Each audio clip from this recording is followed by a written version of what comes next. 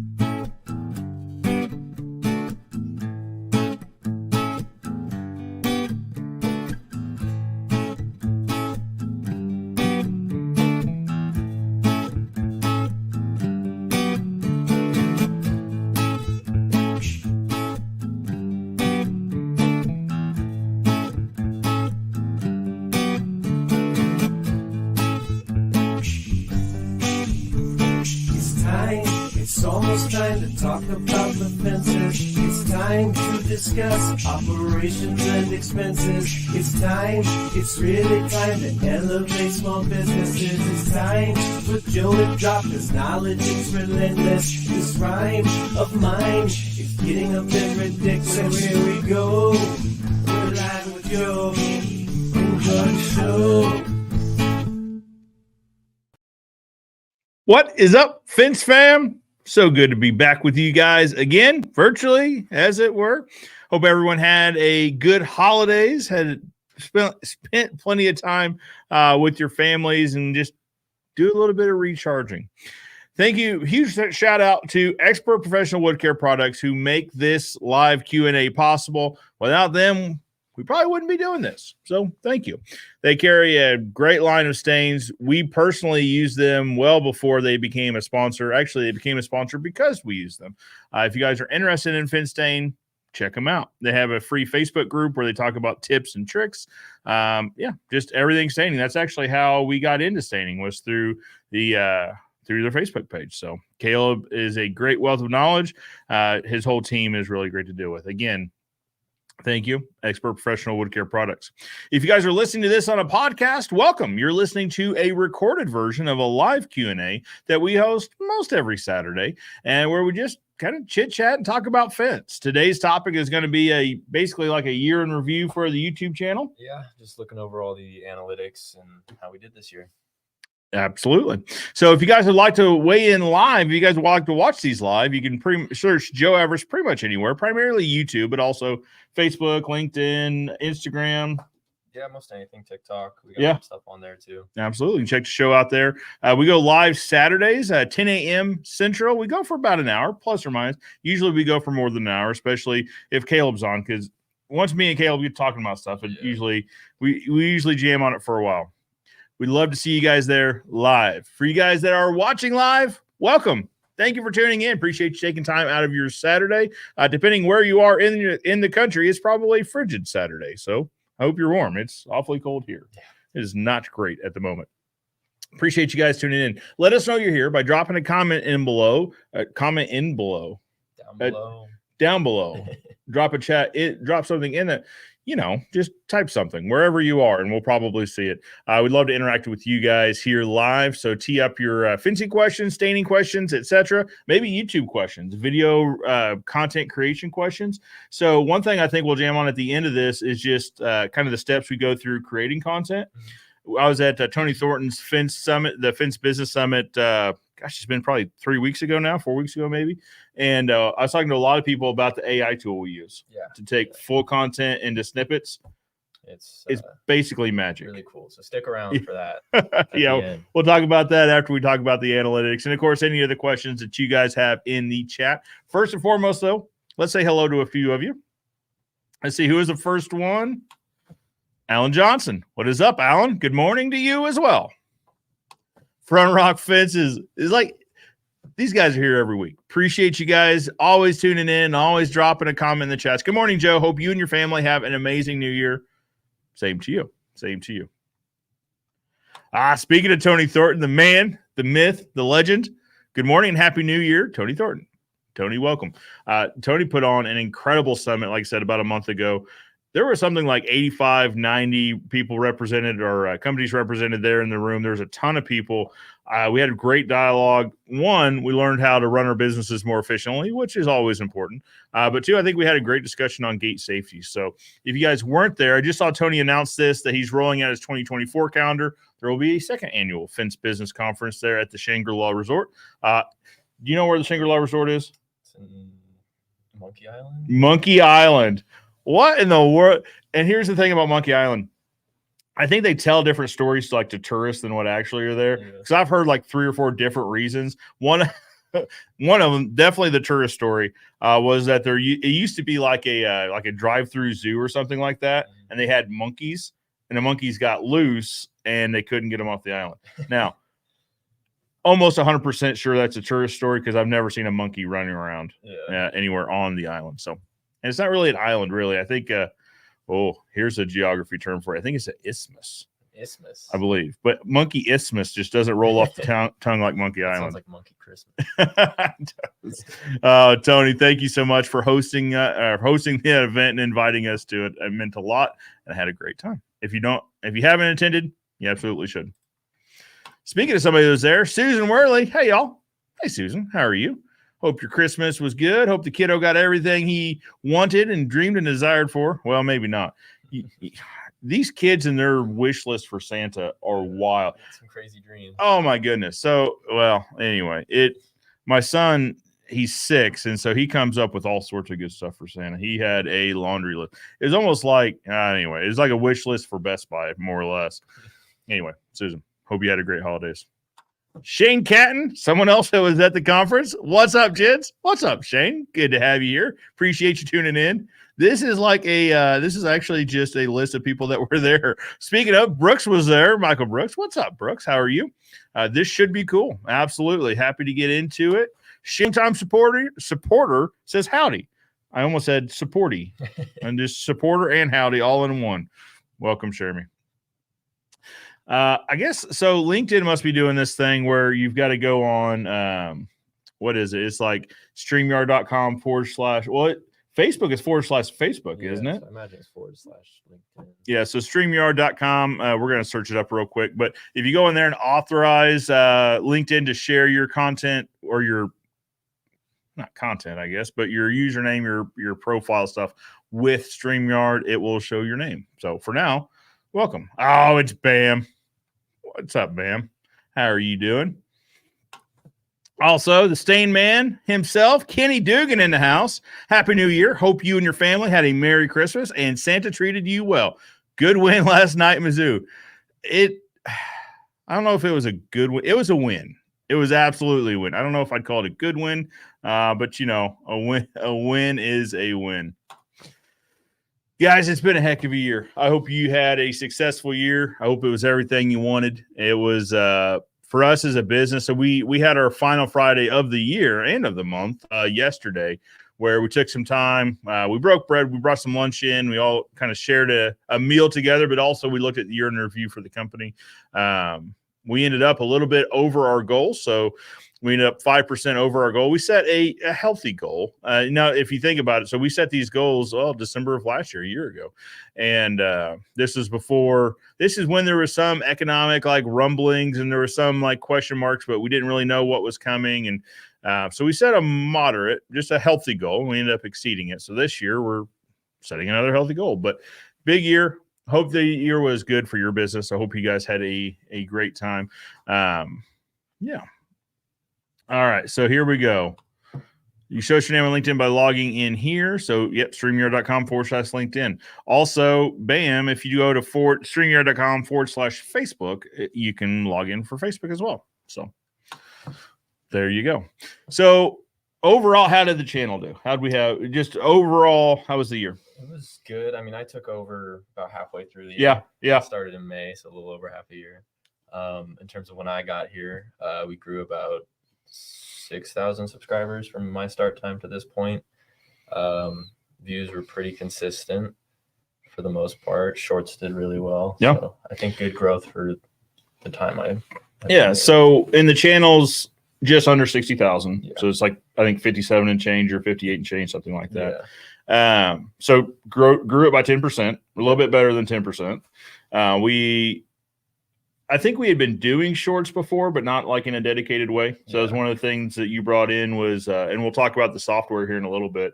Yeah. But by, just implementing a shorts program, just a schedule and consistency, done pretty well for us. Yeah, we try to, in terms of upload schedule, we try to get at least 2 shorts out a week. Usually we'll sneak in 3, but minimum 2 or if we're loaded with, if we've got just tons of content. But yeah, shorts are where it's at right now. Well, because really the shorts, content in general is about getting it out into the ecosystem and just letting it eat and just seeing how it does. We were just talking before we went live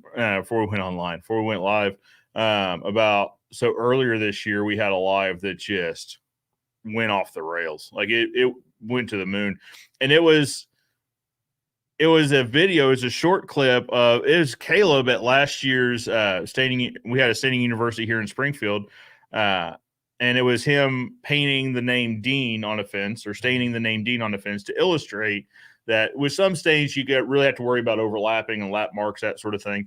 And I love it when he does this illustration, because he'll write somebody's name in it and then he'll let it dry and then he'll go back and he'll stain over it and you can't see the name, right? That's to illustrate the power of the stain. That was the video, was just him painting the name Dean or staining the name Dean on the fence, and then explaining the process. And if you would have asked me, hey, of these 10 videos, that being one of them, which ones do you think will do well? I probably wouldn't have put it at the top. Yeah, it was crazy. It went nuts.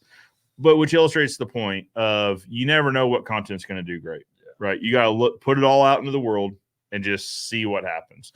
Same thing with our recorded content, with our long form content. What do we call those? Do we call shorts? Do we call the other ones longs? We can't. Regulars? I don't know. Sounds like cigarettes now. Slims. No, but our long form content, the standard content. It's kind of the theory there is we let it all eat, right? We'll record it, put it out in the world, and see how it does. I mean, one of my best performing videos was that really big tutorial video we did that we filmed just out back. It was like a 45-minute video. And I was like, man, everyone's so like short form content these days, like gotta consume it quick. But that video, I think it's almost at 6,000 now. That one keeps getting views. Like the first week it got 2,000, but since the first month it's grown like 4,000 more views. Yeah. So that one did way better than I thought it would. Which probably illustrates the point. So the question I get a lot is, how long should my video be? Yeah. And I think the answer is however long it takes to give the proper message, right? To send out the messaging you're wanting to put out into the world. No shorter, no longer, just as long as it takes to get the message across. So shorts is what, under a minute, right? Yeah, it's 60 seconds or less. So those do really well for us. But then also, in contrast, a 45-minute video also does well. Yeah. So it really, the answer to the question, and that's usually the answer I give people, is however long it takes to get the message across. Yeah, no filler. People hate filler. Right. Right. Or reiteration. Yeah. Right. So you see that, I see that in some videos where they'll, hey, the top 5, and then they'll go to the first 3, and then they'll recap the first 3, and then they'll do the second 2, and then they'll recap the whole 5. So just give me the content I'm looking for. But yeah, so that's, we've had a variety of content. Yeah, we have all sorts of different length videos. Let's do this. Let's kind of dive into some analytics real quick.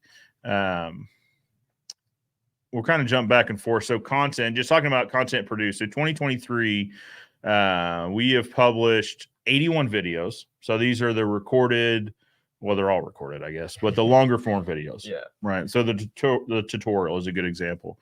126 shorts. So significantly more shorts. And keep in mind, when did we start really, it was June or July where we put together the plan of, hey, we were going to just do shorts 2 or 3 times a week. I think it was June. Yeah, it was around when we went to West Virginia. Yeah, and we found the AI and stuff to where like we could really get these lives kind of condensed into shorts better. Yeah. So yeah, I believe it was around June. Let you scale the content a lot better too. So 126 basically in the last 6 months. So next year probably double that, I would bet. 81 videos seems about right. So it's almost 1.5 a week. Yeah, 1.5 a week. When I started here for the first 3 or 4 months, we just did 1 video a week for a while. Yeah. Until I got my feet settled. We went back to 2. Sure. 46 live streams. So almost every week. Yeah, Look at us go. I know we missed a few weeks here and there. Well, like for Christmas and for vacation, stuff like that. So I will let you guys in on a thought I'm having. At the same time, I'm letting Mark know a thought I'm having. So one of the discussions is that I'm having with myself, I'm not crazy, is should these be live, right? Should the Saturday interviews be live or should they be recorded? Just an internal thought I'm having. Here's why. A lot of the shows, fencing related, are recorded. I don't know that there are any live shows anymore. Some of the shows go live occasionally, but I don't know. The thought I'm having. What do you think? I think if you wanted the interview with said person, let's say if you're doing like an interview, if you want more structure around questions and maybe more concise answers, I would do recorded. That way you could kind of cut meat of certain spots and be like, oh, okay, this part really we didn't talk about. Kind of lag. And so we can kind of just mesh all the stuff together to where maybe the conversation ends up being an hour and a half, but there's really like 45 minutes of valuable stuff, like intended stuff. Which probably falls in line with what you're saying about filler. Yeah. Right. So you can probably think about it the same way. Yeah, because sometimes maybe when it's live, it's like with Caleb, for example, like you guys are buds, so like people enjoy like tailoring off. But if you're like with a stranger, maybe it's the first time on, like it could get awkward in spots. Maybe. Sure. Yeah. So doing like recorded ones might be better in the sense of keeping things tight and flowing properly. Agreed. The one caveat to that, or the one counterpoint might be, so when I'm talking to fencing contractors about starting to create video, I say, hey, just go live. You don't have to worry about editing it. You don't have to worry about, if I misspeak, and we just roll past it. Yeah. I almost wonder if we're doing a recorded version for the guest, if they're more inclined to stop and maybe, if they said an or an aw, stop and want to restart a conversation or something. I don't know. Or maybe we say it's, I don't know, recorded live or something like that. Because maybe for some people too, with like being live, they might feel like weird pressure or anxiety with like, oh, people are watching me, I gotta like come up with something. If it was pre-recorded, they might be more comfortable in general. Agreed. Well, and another point being, a lot of times it's hard to schedule guests. I mean, it's a Saturday morning. I fully understand Saturday mornings are not ideal for coming on a show, spending an hour and a half talking about fence stuff when typically weekends are reserved for for personal time. Saturday mornings are like man time. Right. So that's another thought too. So it might be easier. We've not gotten some guests, and actually outside of the fencing industry. Everyone we ask within the fencing industry has been great to come on, but we'd like to get some bigger name guests and try to bring them on the show. That somebody that has a relevant point to how I run a business or just anything like that, where it is strictly Monday through Friday between 9 and 3. Like this is when we do interviews. Like, well, that's actually when I'm running my business, so that's kind of hard to do. But it might help get guests on the show too. Every once in a while, run a pre-recorded live with like a bigger guest if we could. So one thought is we run the majority of them recorded, but once a month do a live Q&A, or once a quarter do a live Q&A. So in other industries, shows that do this, they'll have like a Patreon group or something that with people within the Patreon get a live Q&A once a week or once a month. But then for their general audience, it's all recorded content. Yeah, and these are very large channels. So it might be something that we could transition into. I don't know. Let me know what you guys think. Would you get the same value out of conversations like this if Mark and I had recorded this a couple of days ago and you're watching it now, but you're watching a recorded version? Does that make sense? Obviously, we lose the interaction, right? And that's one thing I really do like. So Brooks has some good questions in here that I'm excited to jump into, but we would lose that if this were pre-recorded. I mean, you could always use the social platforms to be like, hey, we're going to have X guest on. Yeah. Leave some questions down below and we'll ask them in the video. I like that. So that way people can still kind of engage. They'll know who the guest is. So they'll have an idea of what to ask. Sure. So that way it's like, okay, we can pull from that. I can have my own questions, pull from this. Yep. You can say who commented it. So in the recorded version, like, Michael Brooks commented this question. Yeah, we can still shout out the question and still get a tinge of that interaction going still. I like that. I like that because the interaction is important. And that's ultimately why I started this. I don't know. I'd have to look and see when we started doing lives. It was a while ago. It was before we had this building. It was when I was in the leased little office space area. Anyway, I did that because there were just a lot of questions coming in on the videos. And so I decided, hey, let's do a live. I'll answer the questions. And for those first probably 6 months, I literally just took the comments from YouTube videos and posed them as questions and answered them live. So really it would be doing a version of that, just an updated version of that. Let me know what you guys think, though. Let me know what you think. Brooks says shorts have been great. Yeah, shorts. Here's the thing about shorts. They perform well. It depends on your definition of perform. They perform really well. Tons of views.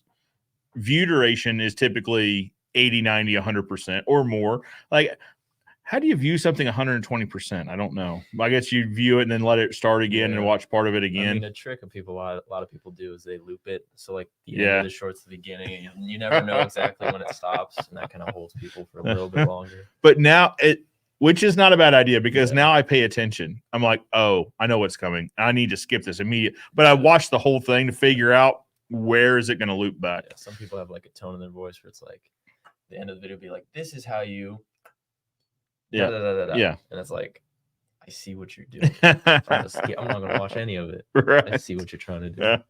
So they perform well for that. Yeah. Now, in terms of revenue, which revenue is an important part of having this, this costs money, right? In addition to expert saying sales sponsorship, the recorded content costs money. After this live, we're going to have a conversation about buying some more equipment. That's needed. I mean, it's a needed upgrade, but it does cost money. So revenue is definitely a big piece of this. Shorts produce, I don't want to say nothing, but somewhere near nothing. Yeah. Right. Like it's like pennies to the dollar. It absolutely is. And I don't know if it splits out for us. Like, well, there it is. So 2023, we made $95 on shorts. And we made 126 shorts. That's less than $1 a video. Yep, $1 a short is where we're at on that. So the return on investment, not great on shorts. But if we're talking about bringing people to the channel, right, exposing them to whatever message we're giving on that short, they do perform well for that. Yeah. But I think a lot of people hear the word perform and think there's some money here, right? Or they see ads on a video and they're like, these people are making money. Shorts, not necessarily the case. Shorts are really good for kind of helping grow an audience initially or even as you progress, because the algorithm for shorts, they get a bigger push early. Yeah. Usually our shorts within the first 5 hours uploaded, they'll get a push. So you'll get like a spike to like 1,000 or 2,000 views. Yeah. And so most shorts will get around that. And then you'll know it's better than that. If you'll get a second push, you'll kind of see a graph and go like this. Yeah. They're good for getting subscribers because people can just see a short 60-second video, be like, I like that. Click. Boom, it's just right there. Yep. And then so they're important, yeah, right? It's absolutely not something we're going to change. If anything, we'll try to figure out how we can record more content so we can ramp that up. Just they are good for bringing people into the channel, introducing them to the content. But in terms of revenue, not fantastic. All right. Al Martin's with us today. Good morning, Al. Actually, we sold, you'll be happy to hear, we shipped out a load of Postmaster sleeves on Amazon. Had our first Amazon sale of Postmaster sleeves. A bunch of them. So we should, that's off and running. Let's see. Facebook user says, I have a lot more engagement with shorts. That's probably true too, because it's exposing it to more people, getting more comments. Yeah. I bet that's right. I don't think it shows us. I doubt it's going to show us like comments per. That would be interesting though if it showed us. It shows you it'll show you non-subscribing viewers. Is that an audience? I think so. It's like the blue bar compared to the purple bar, but I don't know if you can. Oh yeah. What's on here? Well, so they're supposed to be in here, but it says. It gives us a dash mark for returning versus unique viewers. This is processing for the previous 3 days. Must not have the full year in. If you run like last 365. Not last 365. There we go. So something happened beyond 90 days with their data, but it's so, and this is for all the content, right? But this illustrates like why it's important to subscribe. So subscribers in the last 90 days. Well, that's just subscriber growth, though, isn't it? Yeah. So typically we see, so let's just pick a day here. We had Friday, December 8th. We had 2,630 returning viewers. We had 9,300 new viewers. Yeah. So it's consistent, and this graph goes, on November 17th, 5,153 returning viewers, 8,250 new viewers. I mean, this is a big one. So October 17th. So this is probably a short, right? So on this day, it says we had there are 2 shorts. So I'd be furious if they installed my fence this way and fence post foam. So that's probably why. 3,300 new or returning viewers. Fantastic. 8,600 new viewers. Yeah. So it's important to try to get subscribed so that you get notified when content comes out. But it's something that we just plan on. When somebody watches our video, there's a significant chance that they've never watched any of our other content. They're a completely new viewer. But Brooke says, what main camera, gimbal, etc., do you use for trade shows, events, etc., and what B camera do you like for the same? What editing software are you using? I bought the Canon XA70. Are you familiar with that? Camcorder. I'm semi-familiar with camcorders. Okay. But camcorder this year for classes. Why don't camcorders get more love? I don't know. I mean, pretty much you see most of the production shows, like shows that are recording content or doing lives, they're all just mirrorless digital. Yeah. Right. Either crop frame or full frame. Yeah. So I think, let's see, I'll kind of go piece by piece and get camcorders at the end, but main camera we use a Sony A7 III, I believe. A7 III, yep. A7 III, and I sometimes use my personal camera, which is a Canon R6. Gimbal, we use a Ronin SC. It's good. It's on occasion. It's good when it works well. Yeah, we were recording some content that's going to come out later. It gets a little finicky sometimes. It was just, it was wonky. I think I had it a little heavy because I got a cage on my camera. Yeah. But, if you get them dialed in and they want to work well, they do work well. They can be silly sometimes. But I also I got a rig for my current camera where it's kind of like a handlebar on the top. and that keeps it pretty stable. Sometimes I prefer that when it's like the gimbal. Mhm. That way I can have more, like when it's on a gimbal, I can't really mic it up the way I want to. So True. getting an overhang kind of handle is good for keeping balance and stabilization. B camera, we use Sony A6600, I believe is our B camera. We've got a 65. 65, 66, and a 67, I think. We have 3, right? Or are they 2 66s? I think it's a 66 and 65, and then we got the A7 III. Okay. I believe it's 3 cams. And we got some GoPros just in case we ever want to use those. Editing software, we use Adobe, like the whole Creative Suite. I use Premiere and After Effects for most of my edits. DaVinci Resolve is a really good free one. If you know, Adobe's a little too much because I know it's Adobe's monthly and it can get up there. Yeah. Well, because I mean, I guess they'll let you buy each program individually, maybe, but you got to buy it as a package. Subscription the whole time. You don't have to buy the whole suite, but like it's never like one purchase. No, but I mean, yeah, they'll let you have one program. They'll let you pay monthly for one program, but still, when you do the math on it, you're like, it's not worth it. If you need to use 2 of the programs, you do the bundle. Yeah, it's 1.5 times the bundle price is 1.5 times an individual price or something like that. Individuals a rip off, to put it lightly. But DaVinci is really good. It's free, and it's, if you want to get the paid version, it's a one-time fee, which is nice about that. Nice. And then when it comes to camcorders, why they don't get love, I think, because most camcorders, like the lens installed is fixed. Like it's a zoom lens, a digital zoom, but you can't like switch lenses or like wide angle and stuff. What's nice about camcorders is compared to regular cameras, like they don't have like a recording limit. Most DSLR cameras, and I think if I remember this right, it's because there's like a weird tax reason between video cameras and like photo cameras. Interesting. So if it's a photo camera, you can't record longer than 30 minutes before it caps, and you have to restart. All video cameras can record until like the card's full. Yeah. And I believe it's like a British tax thing. Really? So it's like photo cameras and video cameras are taxed differently. Interesting. So I think it costs more, or there's more tax taken off the video.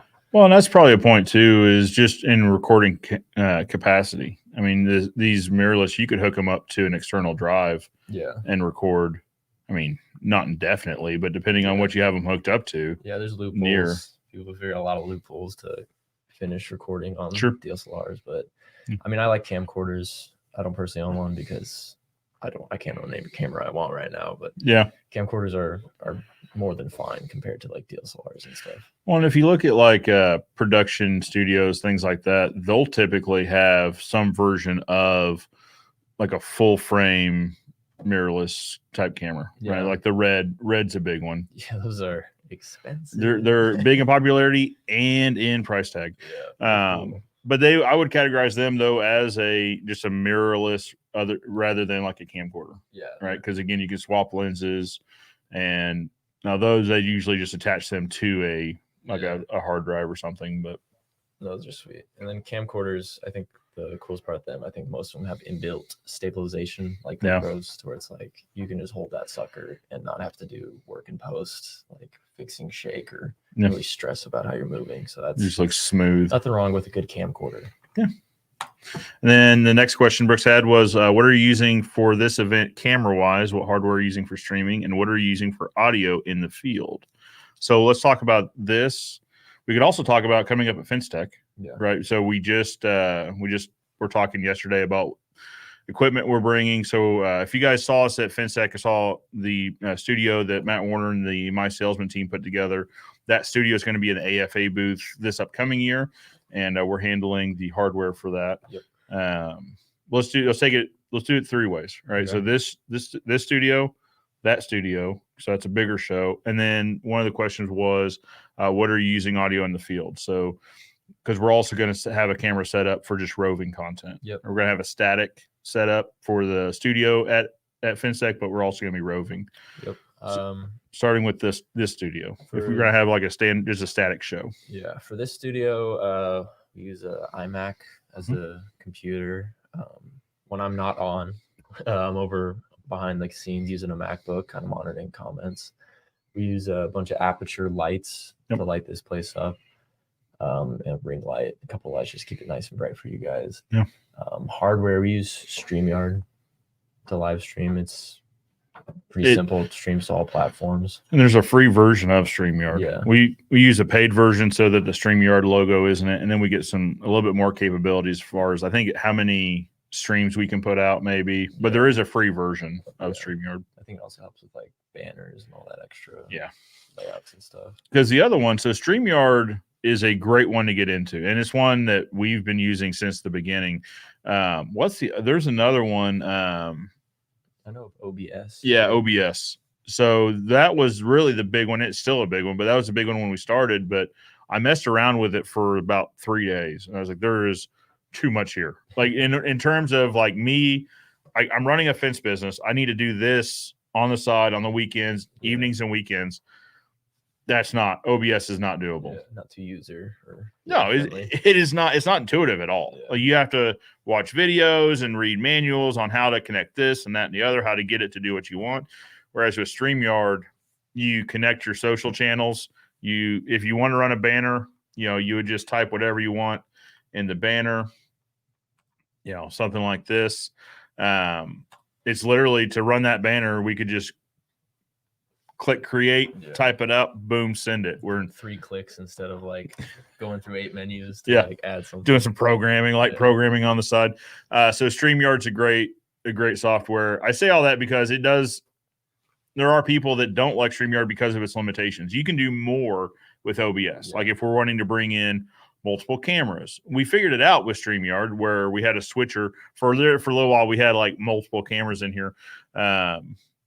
It's doable. Yeah. Right. It depends on what you want out of your stream. Yeah. Like if you just need something simple to go live and show comments, StreamYard's more than enough. There's no reason to hassle through learning the whole software. So you get the same thing out of StreamYard. And you can record it, right? Yeah. So even if we didn't go live, there was an option here to record but not go live. Right. So we could have recorded this, downloaded it, because that's the thing. Another thing. So it makes it super easy to download the content. Mm-hmm. It's literally after I click in stream, it'll say, just download content. We can download the video and audio as one.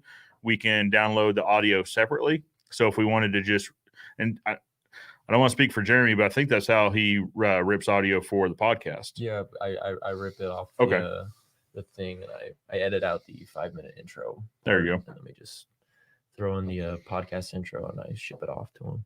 Perfect. It makes it easy, right? So StreamYard's a great software to get into. And we've been doing this for years and we're not even to the point where I'm like, we're not even entertaining OBS. I don't want to get into it. I don't think there's enough benefit that we need to mess with the headache. So audio, Shure mics. Yep. Shure mics. We got a Rodecaster as the audio board down there. An OG Rodecaster. Yeah, it's really simple and easy to figure out. Anybody can handle Dan Blanc likes to show me his new Rodecaster all the time and send me pictures of it. I get it.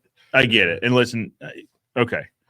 The OG works just fine. If it ain't broke, don't fix it. That's right. It is a bit bigger. So that's the thing. If you're traveling with it, it is a bit. We have a case dedicated for it and the mics. Like that's just it. But so then it comes right into the MacBook as our audio source. So it treats it like a microphone. Yep. It recognizes however many mics are plugged in. Anything else we're missing? I mean, we use the Sony camera inside a teleprompter. So we're using the A7. Yeah, A7 III. A7 III.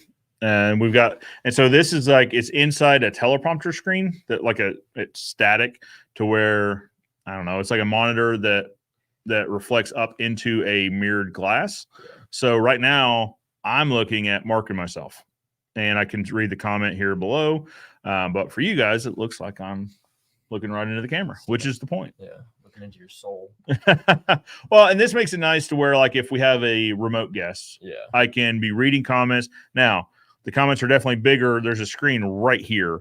And the comments are definitely bigger and easier to see over here. Yeah. I had LASIK earlier this year, so my vision got a little bit better, but still, that's kind of small, like the over here on the side. So anyway, but if I'm having a guest, I can be making eye contact, right, while reading the comments and doing stuff like that. So a bunch of lights. You talked aperture. We also have like this hanging CFL light, or is that compact? Yeah.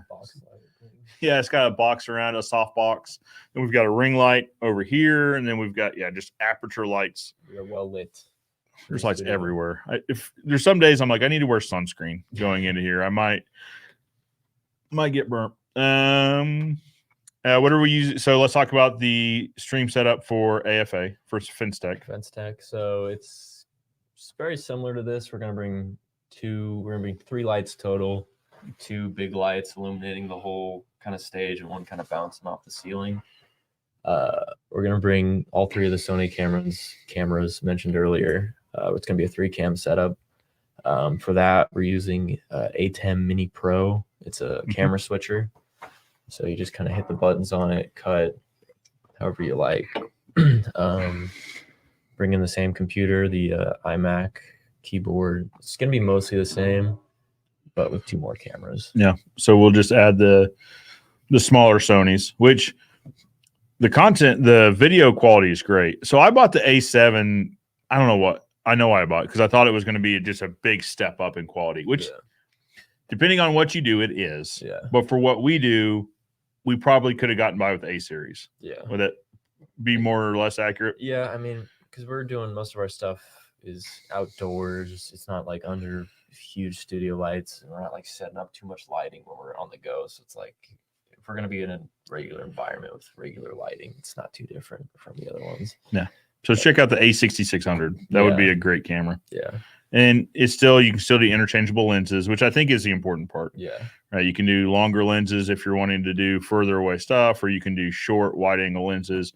You can do focal length. So that gets into like bokeh. If you want like a fuzzy background behind you, you can get really creative with it. Yeah.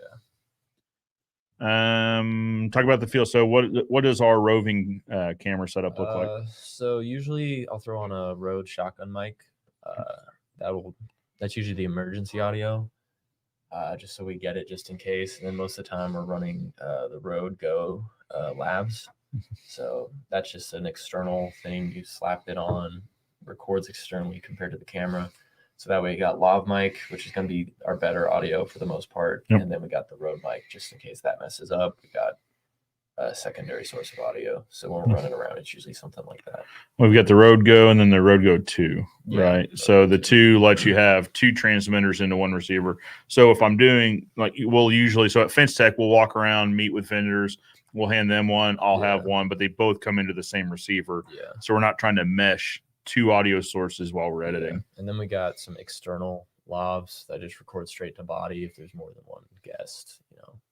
We got plenty of audio labs just in case. Well, because audio is important. Yeah, it's probably the most important part of video. There's a study that said, and I don't know the numbers on it, but you're significantly more likely to watch a video if it has bad video but good audio than you are to watch a video that has great video but poor audio. Yeah.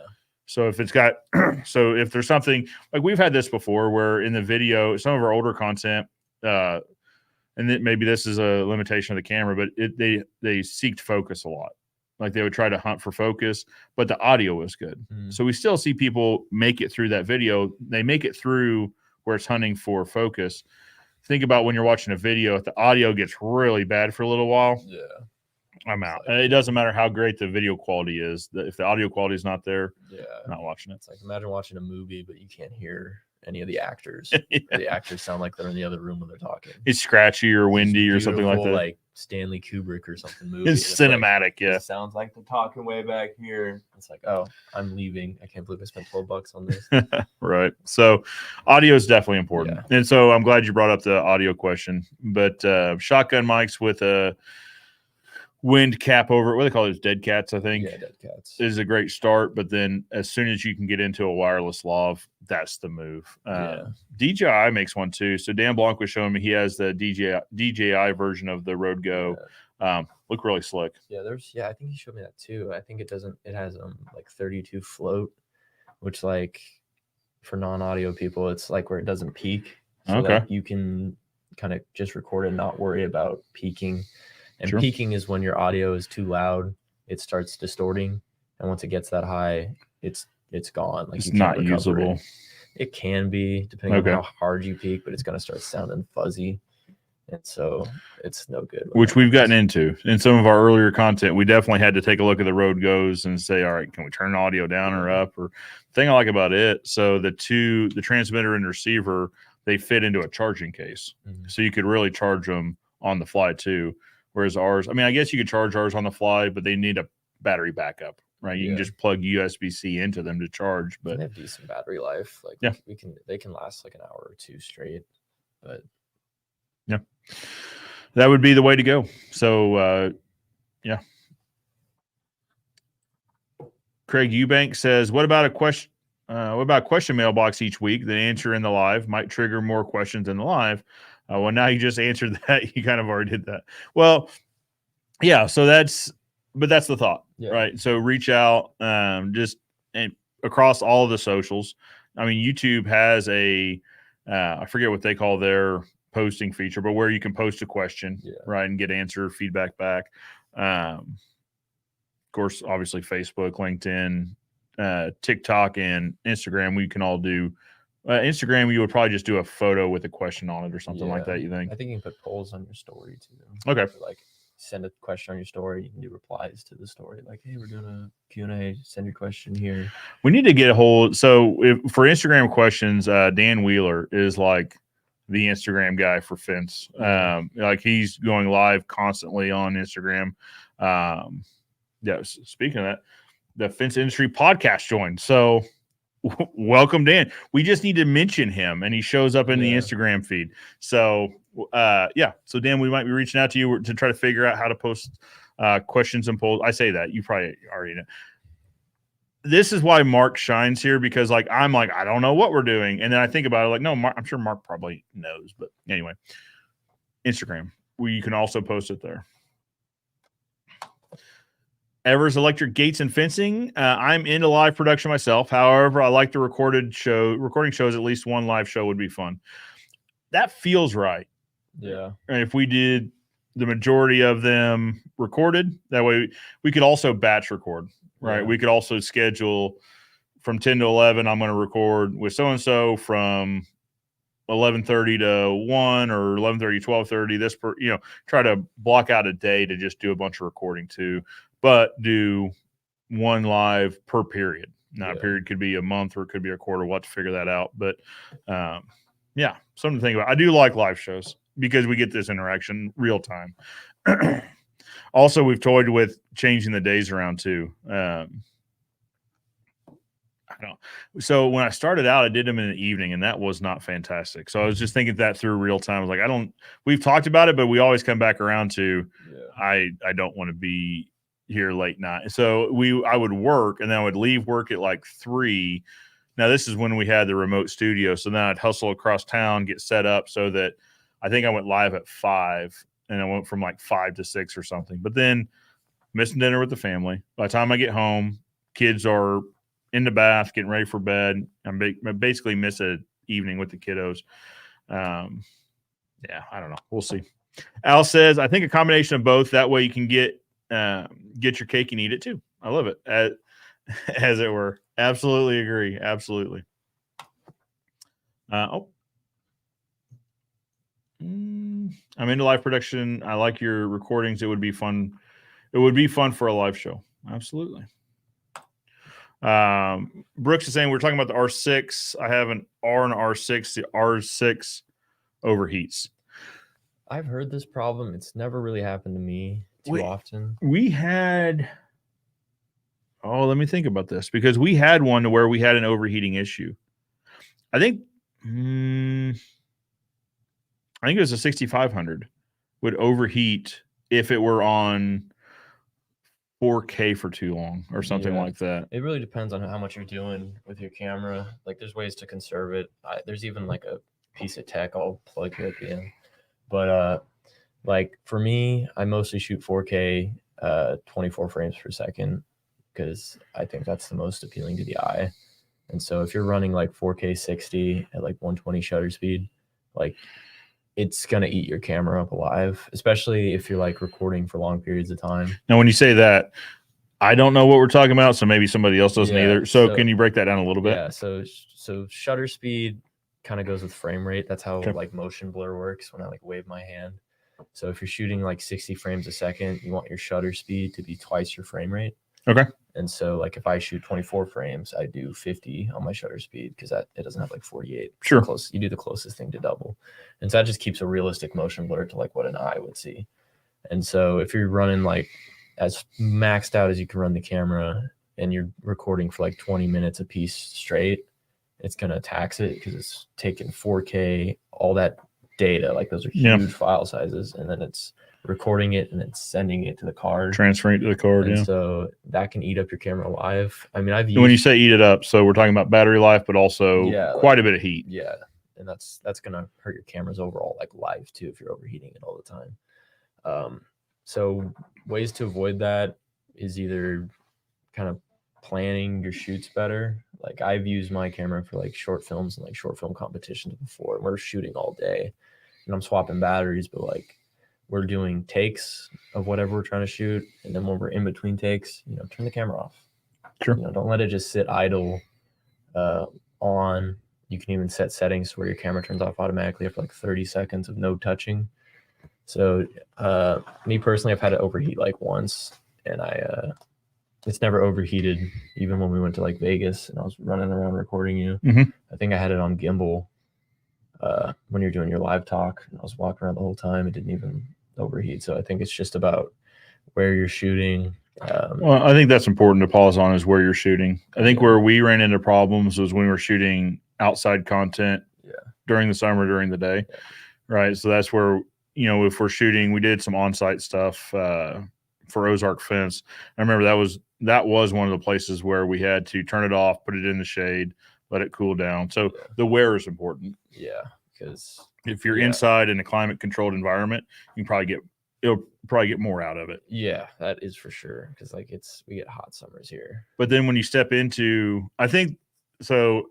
It's been a while since we stepped into this A7, but I think that's why we went to it, was because something about that camera negates the heat, or it can handle the heat better. It can. I think the only time I've seen that one overheat was when we were recording that long video, the big 45-minute one. We were outside for that. So it kind of got hot there, but sure.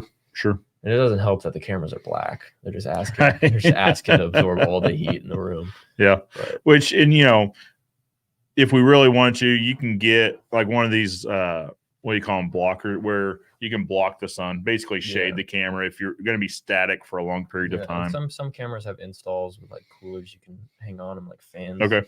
And then another thing, it's a little bit of a pricey option, but there are camera monitors. They're called, I think it's Ninja V is the brand. And so it plugs into your camera, and what it does is it has in the monitor, it has a recorder built into it, and it has storage like SD for your files. So you plug that into your camera, and it'll take away the responsibility of your camera to record through its body and through sending the data to the card. It'll do it all up here in the monitor. Interesting. And so that's going to take a lot of workload off your camera. Yeah. It's going to stop it from overheating. Because in that scenario, it's only a video source. Yeah. It's just sending the data down the line. It's just the lens giving you the source, and then all the recording goes through the monitor. Those can be a little pricey. I think they're upwards of $500. But like, you know, if you have an overheating problem or you want to record for a long period of time, it's a good investment. Yeah. Plus, it's less expensive than upgrading to like the A7. Yeah. Absolutely. You said $500. Like that is way less than what we paid for that particular camera. Plus, with those, they have actual like storage bodies, not just SD cards. So you can put like a whole hard drive in there. So it's like maybe more storage too. So you don't have to swap cards to your whole shoot. But that would probably be less of a mobile option. That sounds kind of big and heavy, or no? It's no bigger than like this. Okay. Like you can get them. They're probably like this big. I got a monitor for my cam. It's not a Ninja one, but monitors are just nice for getting, because you know the camera screens are super tiny sometimes. So they're good for visualizing, seeing a bigger picture. So you get to see your frame better, and it takes heat off your camera. So those are a good choice. Interesting. Nice. Al wants to know what you think about the Blackmagic cameras. I think they're sweet. I wanted one for the longest time before I got my Canon, but like they're more like cinematic cameras, and they run a whole different file system, which can be a hassle because Blackmagic movie files are different from just like MP4s. Yeah. and they use different lenses. They're a whole different thing, but they're sweet and they're pretty affordable for like the video quality it can do. Yeah. So Al, for the video content you guys do, and I'll show you this afterwards. So they do some really nice video content when they're doing like commercials and stuff like that for Post Saver, Fence Armor, that sort of thing. For you guys looking for cinematic type content, they're probably a good choice. Yeah, I mean they're affordable compared to most cinema cameras. Like I think they have the Blackmagic Pocket 6K. I think that's just over $2,000, which is kind of a bargain for like a cinema for camera. Cinematic quality. It's like a Canon cinema camera, like the ones I used to use at school. Like those can be like $4,000 just for the body, no lens. Well, like Blackmagics are usually like $2,000. You can get them refurbished even for a little bit less. And yeah, no, they're really sweet for the price and what they do. And the reason they're probably not great for entry level, one, is cost. Yeah. But two, 6K means significantly more data storage as well. Yeah. And bigger files to try to render. Yeah, you're gonna need a pretty juiced computer too, because like a dedicated computer for it. Yeah. This isn't something that we're just gonna put on a MacBook and try to run on there. You need decent hardware in your computer along with compatible software to run it, because even my computer, if I'm editing a video that's 4K 60 FPS, like that's, if I'm editing it for a long enough time, my computer is going to start kind of like being like, ooh, there's a lot going on here. I can't even imagine with like 6K. Start to slow down. Yeah. you just set it overnight to just render something overnight. It can be intense, but no, they're really nice cameras. Brooks says thanks for the info. Rodecaster Pro 2. That's the one Dan Blanc's got. I think we've got the Rodecaster Pro. He's got the Pro 2, I believe. So, okay.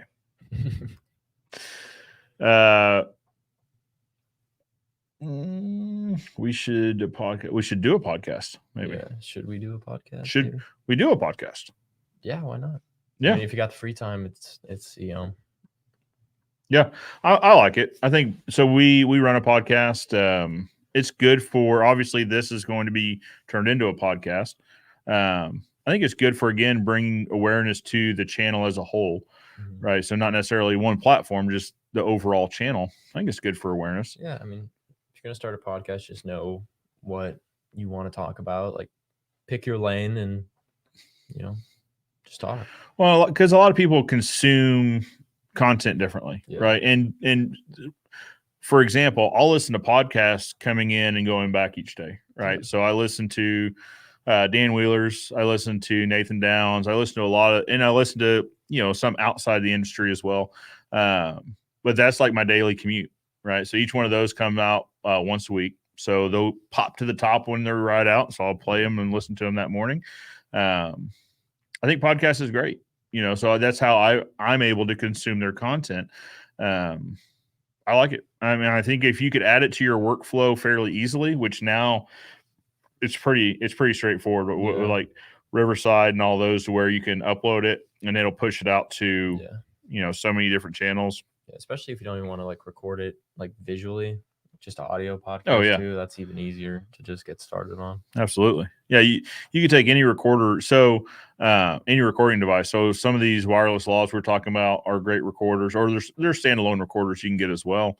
And that would be a lot less startup cost. Yeah. But I mean, Brooks has you've got the video gear to where you could start a show, and Brooks does video content. I'm not saying you don't, but I'm just saying you could add it to your workflow probably pretty easily.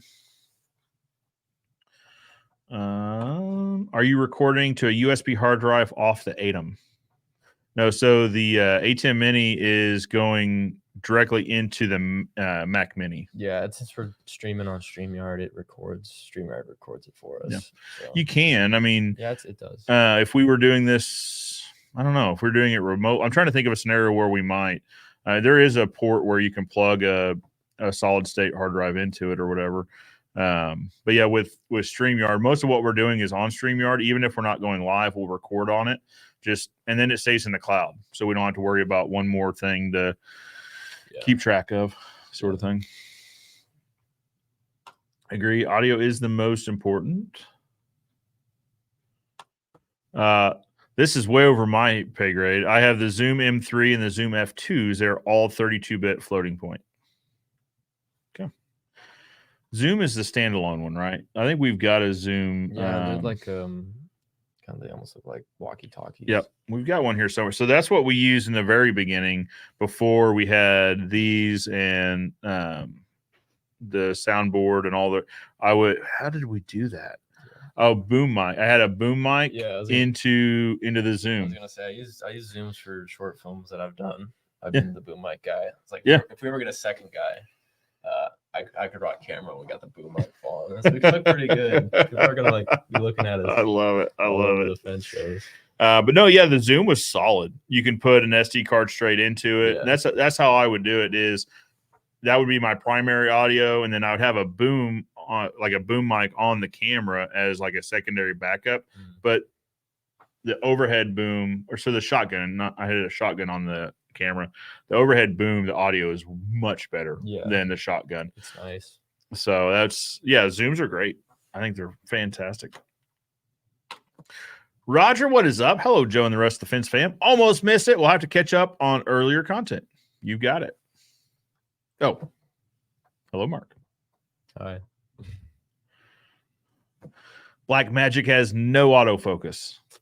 I mean, but if you think about cinematic type content, like if you're gonna shoot a film, you don't really use autofocus. You rack focus most of the time. I mean, before I started working here, I hardly ever used autofocus. It was frowned upon in school because when I was going to school, it was all like short films and just kind of teaching you the basics of filmmaking.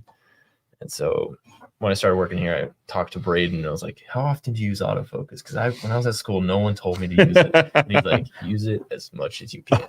Nearly 100% of the time. Moving all the time, things are going to change. Yeah. And so that's a downside. But like if you're recording our type of content with that kind of camera, I think, that's just not what you should be doing. Yeah. So, and in certain situations, like in a static situation, you could probably get by with it, right? So in this situation, we're not using autofocus. Yeah. Focus is set just because we're not moving in, toward and away from the camera. The background's not moving. So it depends on the situation. Yeah, I mean, if you're stationary, doing like a stationary sit-down interview, awesome. Use your juiced camera. Yeah. But if you're walking around, you got to run like a camera that can either keep everything in focus, because I mean, you can just use a lens and set your camera settings for like a Blackmagic, and you're going to sacrifice, the background blur and the bokeh, but like you can just have everything in focus as opposed to trying to focus the whole time on one thing. So like pick your poison kind of thing. Sure. Roger says, Happy New Year, everyone. Agreed. All right, guys, drop your questions or comments in the comments below. And let's dive back into the year in review. So we went over how many videos, right? So for those of you just joining, so we're talking about the year in review. So for the last, let me change it to 2023, 126 shorts, 81 videos, which are like anything longer than 60 seconds, and 46 live streams. What's the C more? It's just 47. A graph. Yeah, 47 as soon as we press end on this one. Oh no, I took us to a graph. Oh, there we go. Okay. 4.3 million views this year. That is a ton. That is an absolute ton. 208,000 hours of watch time, which is wild to think about. We gained 11,000 subscribers. So if you guys joined us this year, thank you so much. Appreciate that. We looked at content for a little bit. So audience is kind of an interesting thing. So let's just see when people view, where they view from. So obviously United States is 79%, but then you got our good friend Al, and he's got some buddies up there watching in the Great White North, 6.1%. Thank you, guys. And then it gets kind of wild. The UK, 4.7%, which actually there's a few people that typically jump in the comment section from the UK. Australia, 2.4%. New Zealand, 0.8%. So if we ever got so inclined, we'll just do like an Australia, New Zealand tour. And then it gets really in the weeds. Germany and South Africa are tied at 0.4%. The Netherlands, 0.3%, which, I wouldn't mind going to Netherlands to do a tour. So what we should start with some of the Dutch territories, which would be like Aruba. You'd want to start there. and then take a flight from there to the Netherlands, probably. Ireland 0.3%, India 0.3%, Sweden 0.3%. So, and it gets pretty crazy. I mean, France, Belgium, Finland, Romania, Spain, Puerto Rico. So all of these are there, which is wild. But obviously, like I said, US takes the cake, which makes sense, right? Yeah. So when I got started, I really thought this was going to be like a North American channel, like speaking. And that's another, which probably comes down to language, right? But I don't even know where, audience. So obviously Canada's in second place, but I wonder where Mexico is on this. I think it was like 0.3 down there. 0.3. I saw it. Let's see. This is great video content. Absolutely. It was a little bit higher. Was it? Yeah, okay. It's above Guam. There it is. There you go. Yeah. Yep. 0.2%. You can even click into Mexico. We can dial this way in. So example, Baja California has the highest percentage. 5% of Mexican viewers are from Baja California. Then you have Jalisco. I'm not going to go down the list because I will just embarrass myself on how poorly I pronunciate. But anyway, that was kind of surprising to me, right? So it made sense for it to be a more North American show. But then we started getting people in the live chat, people commenting from the UK, which the UK actually has some really good content as well. So D&J Projects, actually, we haven't talked to those guys in a while, maybe because of the Saturday thing. Had those guys on the show a couple times. They're over in the UK. Great content, absolutely great content. And this, I reference them when I'm answering some questions about video gear, right? So what's the best camera, or what should I do this, or what should I do that? Guys, they shoot theirs on iPhones. Yeah, I mean I'm sure the latest version of iPhone. Yeah, but it's Stevie and his dad. They create content on their phones, right? So you can literally create it with whatever you want. I mean, if you want dedicated hardware, absolutely. But you can also get started with the device you have on your person right now. So, yeah. Roger's always good at reminding us. I might be missing some thumbs up and hearts and other affirmations. Absolutely. So if you guys take a minute, give us a thumbs up or a heart or whatever. Actually, and I heard this a while ago, so this might be outdated, but the thumbs up has no bearing on social interaction anymore. They took that out of the algorithm. Now it's got to be a heart or an angry face or a care or whatever. You can't just like something. No, anymore. Liking is too easy. Love it or hate it. Because they were basically saying, hey, that shows no commitment, or not commitment, but like it's so easy to just go click, click, click, click. Because I think here's what I think this was. There's bot developers that you see videos of like, I don't know, somewhere in the East of just rooms full of cell phones, and they're all running bots like liking and subscribing. So I guess there's probably something a little bit more to where you have to hold it down and then pick the right one. So that shows it's an actual person. So link the explanation on why the hearts are important. Oh, what is up, Matt? Right on, dudes. You have definitely been a great addition to the team.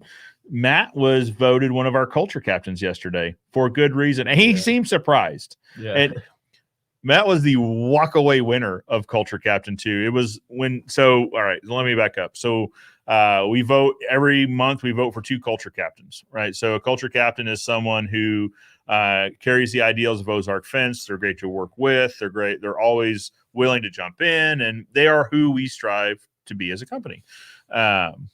When I'm asking for recommendations, it is always Matt and so-and-so, Matt and. It was always Matt and someone else. So it was Matt and Cody this month. So congrats, guys.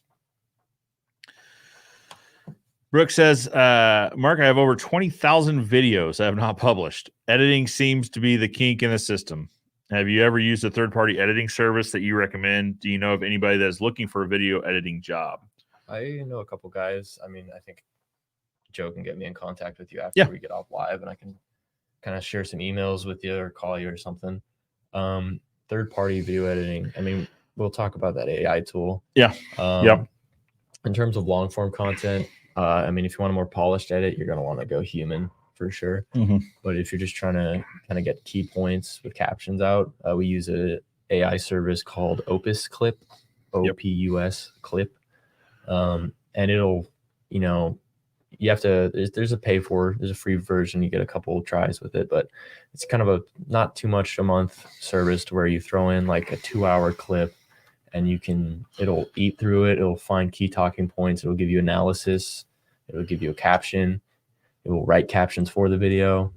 You can even edit it within, after it's been pre-edited, you can go back and change it manually if you wanted to. Is this it? No, that's not it. That's just Clip. Yeah, Opus Clip. I drop a link in the Opus.pro maybe. Yeah, I think that was it. Oh, that's it right there. Yeah, Opus Pro. Guys, this is, and especially Brooks, with that much content sitting and waiting, this is the tool to look at. It'll take. So let's give a breakdown really quickly. How do you use Opus Pro? For me, I use it 2 ways. So since I'm not a fence expert like Joe, I'm just the video guy. So I don't understand what might be a hot topic for fence people. So I use Opus Clip to go through these long live streams or longer footage kind of. It's built for more podcasty stuff like conversation. Like if you're doing a bunch of movement and stuff and like video tutorial with tools, it's not going to work. It's mostly for talking content. So you throw in your hour-long, 30-minute, whatever length video, and it's going to go through it, and it's going to find. It's got like, I think the way the AI works, it's going to kind of see how you phrase words and what you're talking about, and it's going to clip it into 30, depending on how long the video is. You can have like 30, 60-second clips, all with like an analysis of why it's good. It'll have a score compared to like top to bottom of what it thinks will do best. It'll give you a caption, which you don't have to use, but it's nice that it does that. And it'll give you, word captions in the video. How close are the captions? They're pretty accurate. I mean, it depends. Some words you have to go back and fix because, there's certain words that are like spelled the same. Yeah. So it might but maybe 90%. Yeah. Like it's few and far in between that you'll have to go back and change it. Like when we did a chain link, CLFMI. Yeah. They did lead certification. And it took it as LEAD, but it needed to be LE. Yeah. And we're not talking about lead certification or lead certification. Yeah. But so that was one thing, but that's like. But abbreviations, it's not going to know. So some words it might not, but it's. But how hard was that to correct? It takes a second. Like you just double click, it'll show you all the words. Double click, just type in how you want it spelled, and then you just save it, and it'll quickly re-render the video. Yeah, guys, I think that's a key takeaway here, Brooks especially, is that because captions can take a long time, right, to really get done. We played with for a while having third party do the captioning. Well, the reason we played with it was we were captioning in other languages just to see if that made a difference. But one, it's expensive, and two, it's not great. Like and to try to caption your own content. But the reason captioning is important is a lot of people will watch videos on mute, right? Yeah. Or if they're in a public scenario, but they'll still watch. I do. Like I was at the DMV renewing my license, and I was watching the captions on content on YouTube. So it's important, but it'll do it automatically, and it'll get 90+% accurate. Yeah, it's really good. And then. So that's what we use for a lot of our shorts. And then when it comes to like a video editor that you're looking for, I'll like exchange emails with you after the show. Cause I got a handful of guys I can vouch for that are really good. And they're domestic. Yeah. So that's an important thing. So in the very beginning, we outsourced editing. In the very beginning of this channel, outsourced abroad. And the concept is nice because they edit overnight. So they're just the way times are different, right? Is they edit overnight. So we could upload content today, they would edit overnight, and then it would be ready tomorrow morning. It would be in our inbox when we got to work. Not on some channel. I hear some channels use this and they have great success. We did not. It was just, and I think maybe because ours is a little bit more niche in content, right? It's hard for someone on the other side of the world to understand the nuances maybe of what we're doing and talking about. So I would caution you there because it makes sense at face value, but you might have less than stellar experience. So yeah, I will, Brooks, I will get your contact information to Mark and connect you guys. Absolutely. Roger says, hello, Matt. Matt says, shout out to Roger. Congrats, Matt, on the Culture Captain. So this is the tool, guys, opus.pro. So what's funny, so I was talking about this at Tony Thornton's the Fence Business Conference, and I was talking to one of the presenters that's also a vendor, and he was like, what are you talking about? I need to make sure my team knows about this. And so he had sent it to him. He's like, actually, yeah, they use it and love it. I guess I'm behind on this. They already use it. I was like, it's a game changer. It really is, because you can load up the content and it will just be clipping and editing and generating the subtitles while you can be doing other stuff. Yeah, like it does it in the cloud too, so it's not even like taxing your computer. Like you just upload it, does it up in computer space, so like your computer's not compromised. It'll send you an email when it's finished, so you don't have to leave the website on. So you can just turn the website off, do whatever you need to do. You'll get an email, be like, hey, your clips are ready. Log back in, and all your stuff's there. So if it's like a 30 or 45-minute long form video, how many clips do you think? It probably varies depending on content. It kind of depends on what you're talking about. Okay. And some clips, depending on how far you scroll down, there might be like different versions of similar conversations. Right. But with a usual live, I'll get like 20 to 25 clips, and you can tailor it too. So if you don't think the whole video is interesting enough, there's sliders of like the duration. So it's like, I want this amount cut out from the beginning, and I want this amount cut out from the end, and I want the middle here. I thought that's where our best conversation was. Well, for these lives, you'd cut out the intro and the outro. Yeah, that makes sense, because it uses the way the software works. You like every monthly, you get minutes you get to use.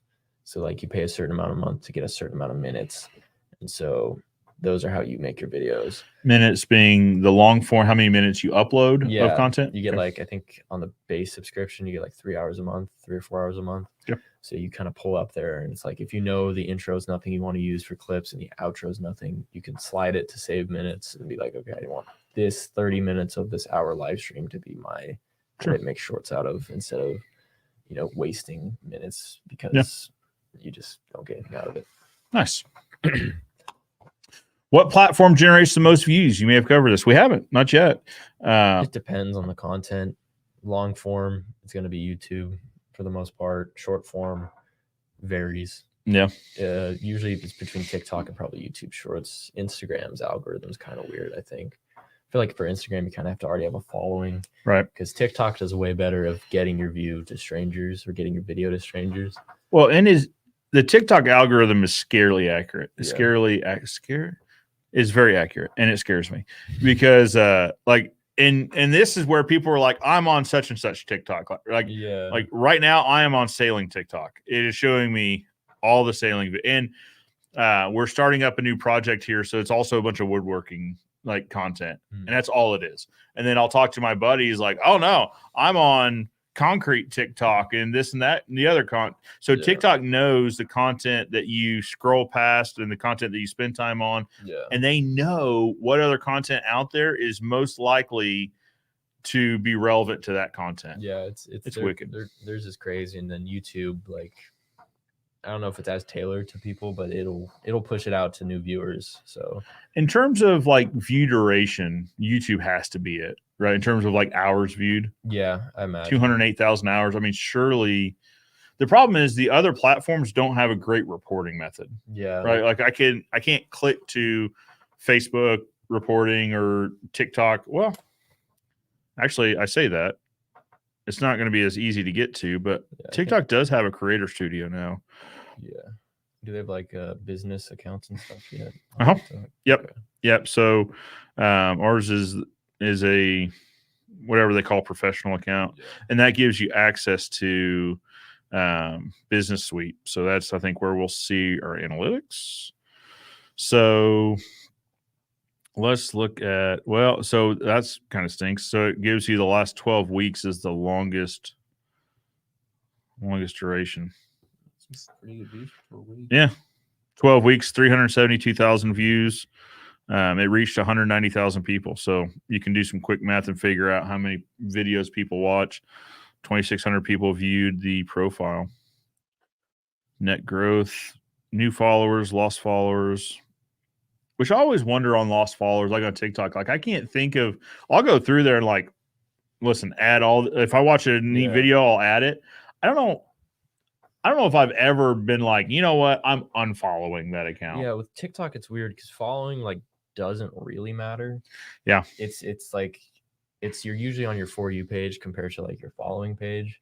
So like you could consume someone's content so much and never like subscribe to them, and you're still gonna get their content because the way the algorithm works. Because it knows you like watching their stuff. So like followers don't really matter on TikTok. Like it's nice to have, but like if your content's good, it's gonna get to them.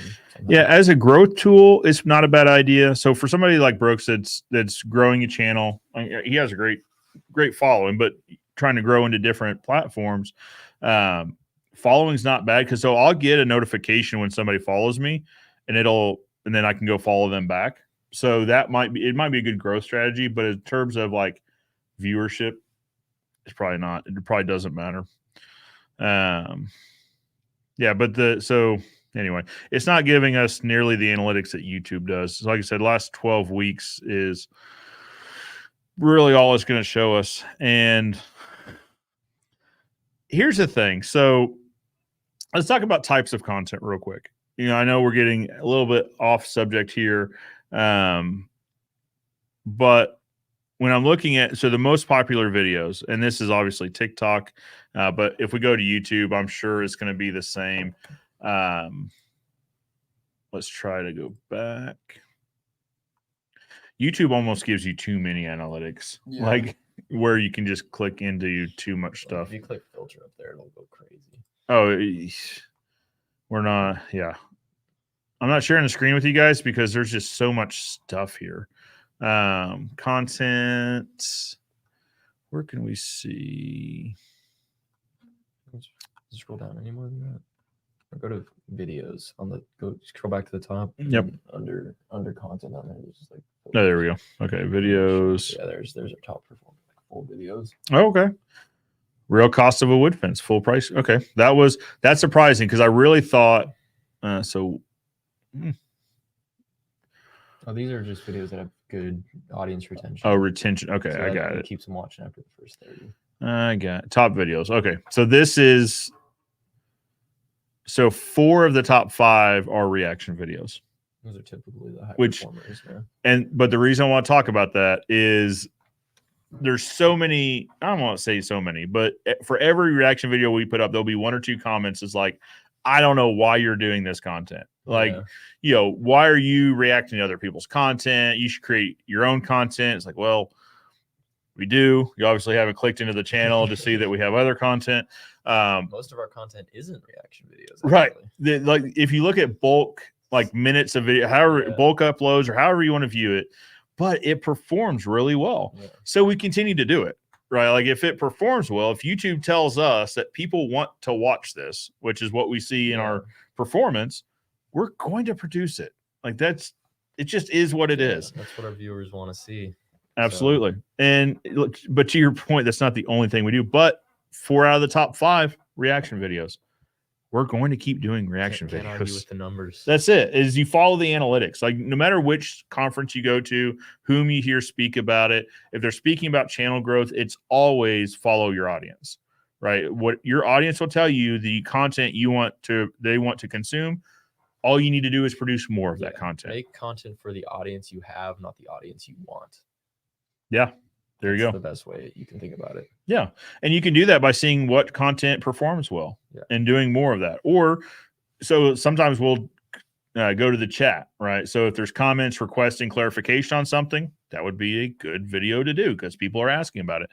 I talk about this a little bit when I'm talking about creating video content, what content to create for like a home service-based business, a fence installation company.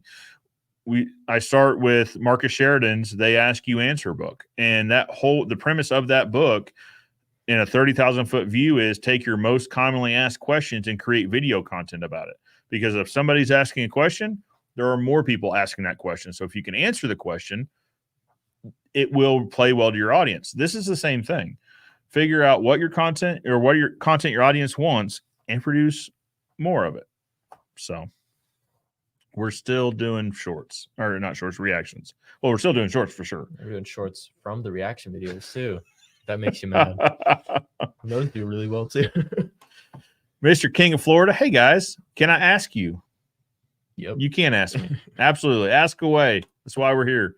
Matt says, I can understand wanting somebody to edit your content, especially if you're well-known or very busy. I actually find great enjoyment out of editing videos when I didn't think I would.